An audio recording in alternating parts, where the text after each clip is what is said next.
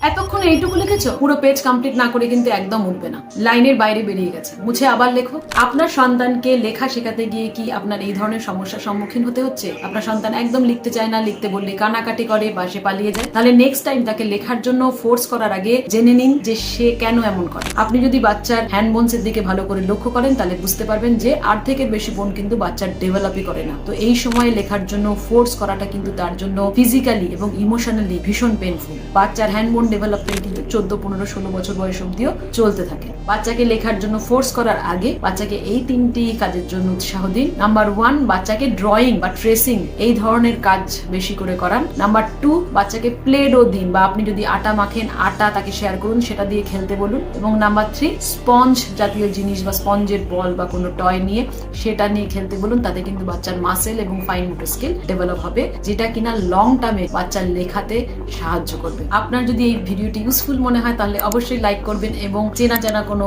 বাচ্চা যদি এই ধরনের সমস্যার সম্মুখীন হচ্ছে তাহলে তার প্যারেন্টসের সাথে এই ভিডিওটা অবশ্যই শেয়ার করবেন। Thank you.